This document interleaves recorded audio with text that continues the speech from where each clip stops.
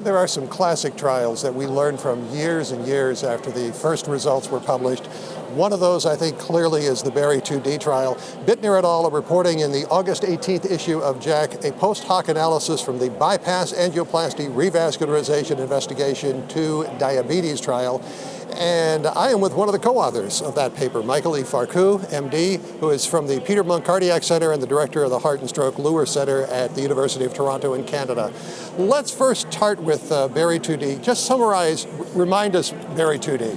BARI 2D was a study to address the optimal way to manage patients with coronary disease and type 2 diabetes. It was a trial that randomized patients to have optimal medical therapy, and on top of optimal medical therapy, either have revascularization or optimal medical therapy alone. And then it had a second arm where it randomized to different diabetes management strategies, insulin sensitizing therapy versus insulin requiring therapy. And the bottom line, the first iteration? The bottom line is that for the patients that are initially randomized to an optimal medical therapy arm alone, they do just as well as those that have revascularization. When they're, I would say, the BARI 2D population, which are relatively very stable patients. Now, if we go back, not all BARI 2D participants achieved their risk factor goals. In fact, only a small minority of patients achieved all of their treatment targets. So you have in this study a means of getting at some new information from BARI 2D.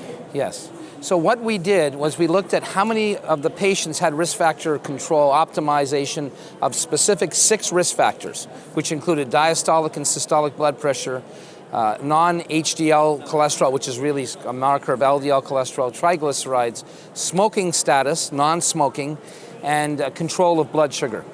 And we looked at how many of the patients were classified according to the number of risk factors they had under control at 1 year into the trial, and looked at the 5-year results.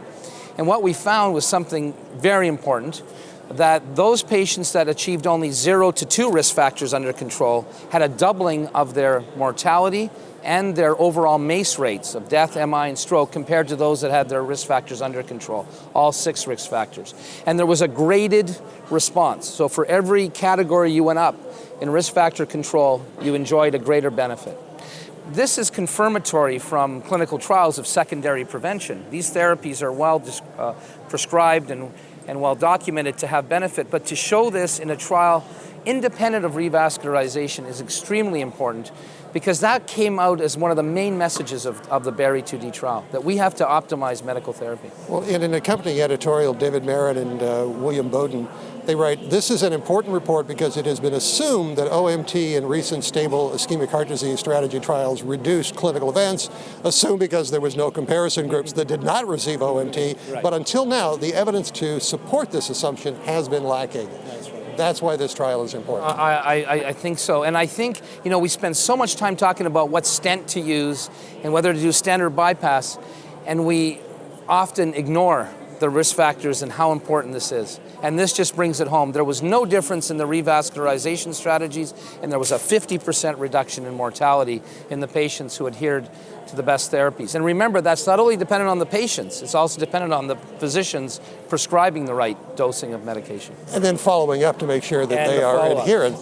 Yes. I mean, I recall in the early days of angioplasty that, once you got your stent, the doctor would say, hey, fine, go back to whatever you were doing. Exactly. You're great. We'll see you in a few years. Exactly. That's not what you should be doing. No, it's definitely a team approach. And the important thing is sometimes these patients are treated in tertiary care centers, very specialized, and they go back to their community doctors. And that's why our ongoing continuing medical education, our work at JACC, to educate folks and to bring evidence to the frontline physicians, so important in the heart team approach, working with our community docs, very, very important. Oh, I think this is a great paper, and I want to make sure that you check it out. It is in the August 18th issue of JACC, and it is the BARI 2D sub-analysis, comprehensive cardiovascular risk factor control improves survival. For CardioSource World News, I'm Executive Editor Rick McGuire.